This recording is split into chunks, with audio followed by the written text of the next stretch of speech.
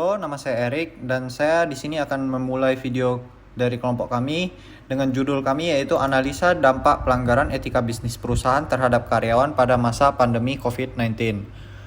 Kami dari kelompok 6 terdiri dari Jesselyn, Jessica, Erik, dan Kelvin. Pertama-tama ada pendahuluan. Jadi, latar belakang dari perusahaan ini adalah Adidas merupakan perusahaan sepatu Jerman yang didirikan pada tahun 1949 oleh Adolf Adi Dassler. Adidas menggunakan logo 3 strip paralel dengan warna yang sama dan motif yang sama. Selama 74 tahun, Adidas telah menjadi salah satu merek sepatu, pakaian, serta beragam aksesoris pelengkap olahraga terkenal di dunia. Adidas berfokus terutama pada pakaian, sepatu, dan aksesoris pada olahraga seperti sepak bola, bola basket, golf, dan permainan kriket.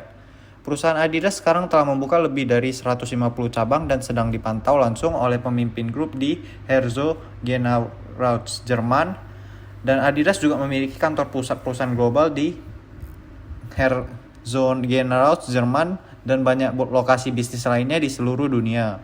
Pada tanggal 31 Desember 2009, perusahaan Adidas tercatat telah memperkerjakan sebanyak 38.982 orang selama setahun penuh.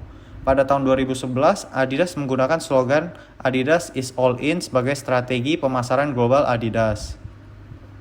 Pada masa pandemi, di mana pemerintah menetapkan lockdown sehingga menyebabkan work from home bagi karyawan perusahaan, Adidas juga merupakan salah satu perusahaan maupun industri bagi karyawan yang melakukan pemutusan hubungan kerja atau disebut PHK sebanyak 1.400. Kabar ini telah dikonfirmasi oleh Direktur Utama PT Panaro Industri Budiarto Chandra. Beliau mengatakan bahwa kondisi yang dialami pada masa COVID-19 masih kurang baik sehingga menyebabkan request produk menjadi berkurang.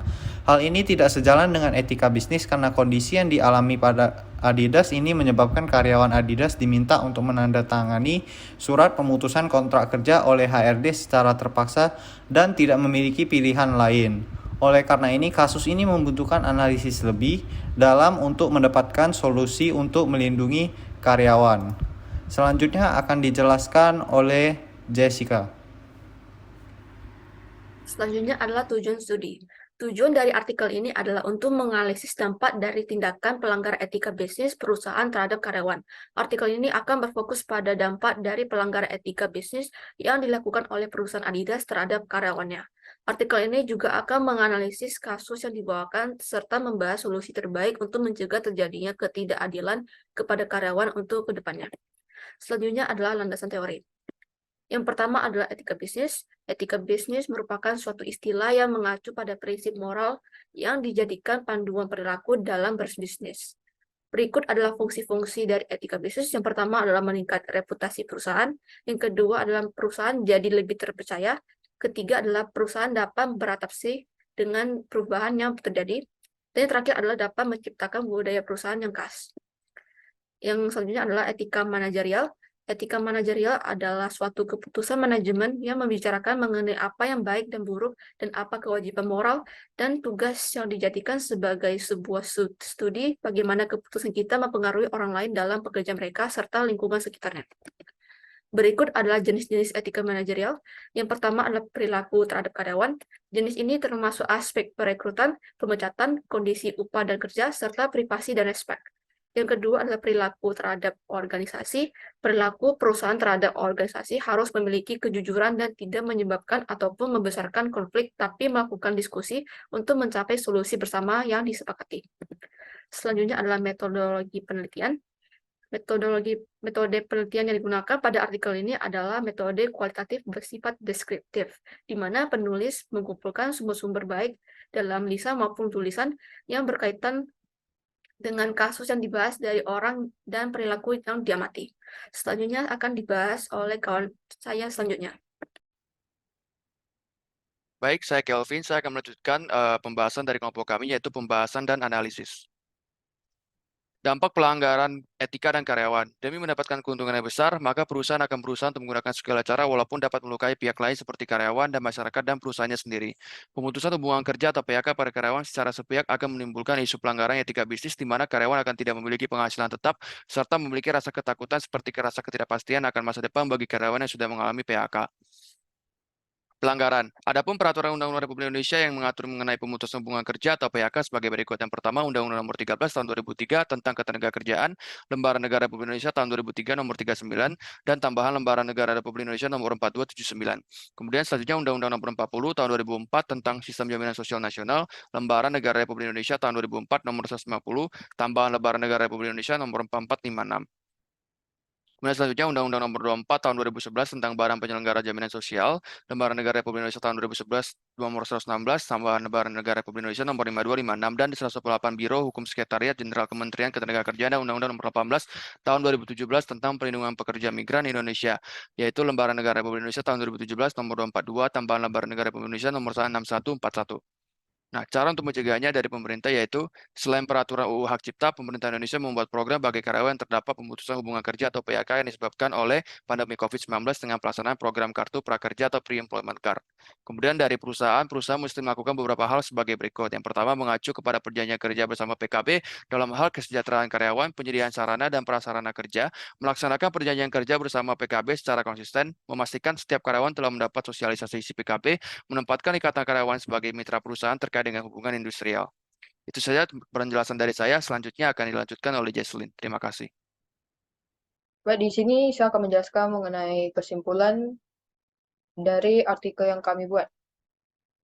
Kesimpulan perusahaan Adidas merupakan perusahaan sepatu berasal dari negara Jerman yang didirikan pada tahun 1949 oleh Adolf atau Adi Dassler, dan perusahaan ini sudah menjadi salah satu produk merek yang terkenal secara mendunia hingga sekarang.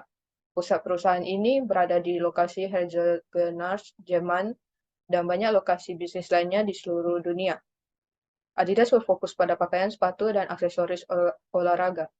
Pada masa COVID-19, yaitu pada tahun 2019, di mana pemerintah menetapkan lockdown yang menyebabkan adanya work from home atau WFH bagi karyawan perusahaan. Namun, untuk perusahaan Adidas melakukan tindakan pemutusan hubungan kerja atau PHK kepada karyawannya sebanyak 1.400 dikarenakan kondisi ekonomi pada saat itu sangat tidak baik, sehingga karyawan Adidas secara terpaksa harus mengundurkan diri tanpa memiliki pilihan, dan hal ini melanggar peraturan etika bisnis.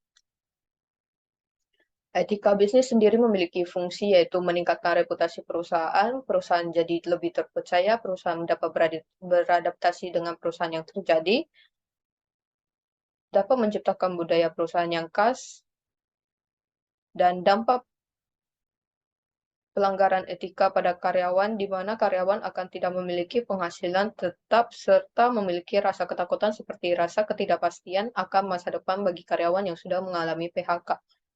Perhitungan uang pesanggung, uang perhargaan, masa kerja, dan uang penggantian hak akan disesuaikan dengan masa kerja yang sudah ditempuh oleh karyawan dan ketentuan lainnya yang telah diatur melalui Undang-Undang Nomor 13 2003 dan Undang-Undang Nomor 11 2020. Dan jika perusahaan tidak memberikan hak yang harus didapatkan sebagai karyawan pemutusan hubungan kerja atau PHK, maka akan dijatuhi pidana yang dijelaskan di pasal 185 Undang-Undang 13 2003. Undang-Undang 11 2021 menyatakan bahwa pengusaha yang tidak menjalankan kewajiban membayar kompensasi PHK diancam sanksi pidana penjara paling singkat 1 tahun dan paling lama 4 tahun, dan atau denda paling sedikit 100 juta dan paling banyak 400 juta.